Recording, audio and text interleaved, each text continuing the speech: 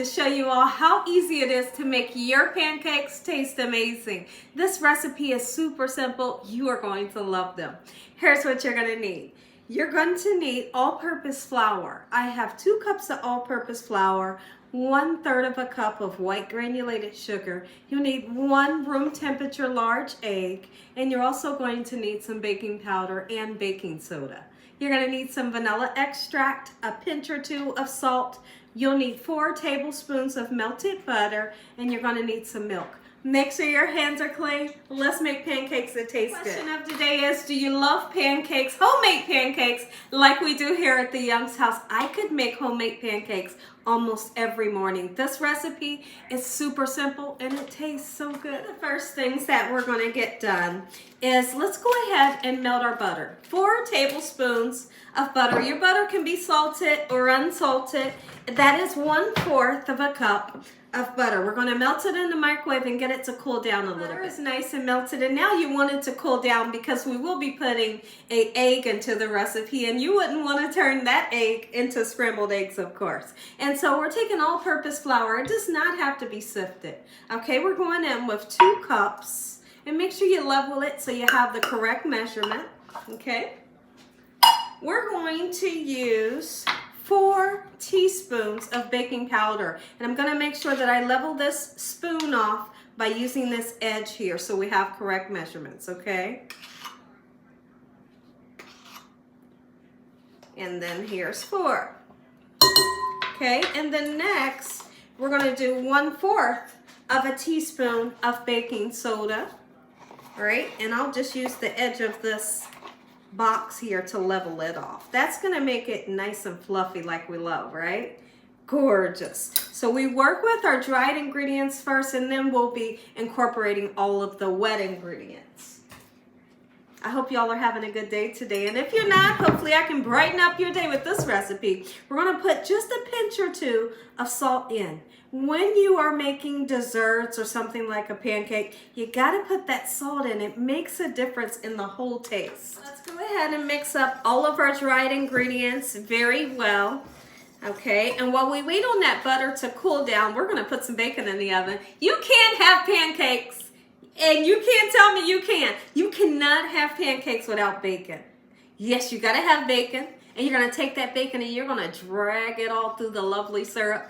Absolutely. When I have pancakes, bacon is a definite must. You have to have it on the side. You're seeing that I'm really taking my time to get those dried ingredients well incorporated, just like so. Let's get some bacon into the oven. And by the time our bacon is in the oven, our butter would have cooled down, and we're going to add our wet ingredients. I have some lovely hardwood smoked bacon here.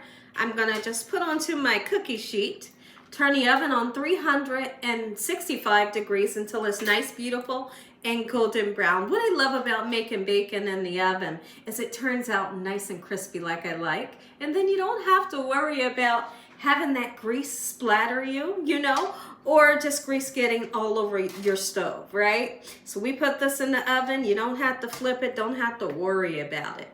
All right, gorgeous. Just keep a nice eye on it. If you want to put some black pepper on here, now's the perfect time to put some on there. To the oven we go. Now we're going to put all of our wet liquid in. I have 1 3/4 of a cup of whole milk. Really, you can use what kind of milk you love. Okay, we're going to put 1 fresh egg into there. I'm going to crack it into this ramekin just to make sure it's nice and fresh and that there are no eggshells, right? And then we're going to put in 1/3 of a cup of sugar. Believe it or not, sugar is a wet ingredient, right? It's super interesting, right? Okay. And then we're going to put in 2 capfuls of the vanilla extract. Okay. Oh, it's going to make it smell amazing in your house. Oh, it's beautiful. This is the clear. You know, you can use the dark color as well. Okay. And our butter has cooled down enough, and that cold milk will help to cool it down even more. Let's mix all of our ingredients together, and then we're going to let it kind of set up for about 10 minutes before cooking. Okay, this makes for a lovely pancake that tastes so good. I mean, these pancakes don't even need syrup. They're so good. Keep in mind, we put a little bit of sugar in here. This gives it an amazing taste. All right, don't worry about the lumps, okay? Sometimes you will have lumps, but when it cooks up, you know, you would never know that there were lumps in here. But one thing that you should never do is over stir your pancake mix, okay? It kind of does something to the texture where it won't turn out right. When it comes to Gina Young style pancakes, you will never see me using butter to make my pancakes. I always like to use oil. What the oil does is it gives you a nice crispy edge on the pancake. Let me hear from you in the comment section. How many of you love a pancake that has that crispy edge? That crispy edge is a must for me. And you just don't get it if you're using butter. So let's talk about how much oil I like to use. Just enough oil to coat the bottom of the pan. You can see really, it's not a lot. I'm hoping that the camera can really show. Just a little bit, and I'm using vegetable oil. We want to get that pan hot, but not too hot. So I have the burner on medium heat, and that's what we'll be cooking them on. What you're to look for is once you see bubbles at the top of your pancake, and I'll bring the camera in close so you can see. You see those bubbles, that's your indication time to get them flipped over. You always let your batter set for at least 10 minutes to give the baking powder and baking soda some time to kind of bloom and, you know, make your batter nice and risen or rise, okay? And so I have a half a cup here, and I'm going to pour it into my pan nice and slow, okay, so I can get that desired size of the pancake that I'm looking for, okay? Beautiful. Second one in. Oh yeah, it smells like vanilla. Smells so good. Get some more going in a second pan on this larger stove. Beautiful.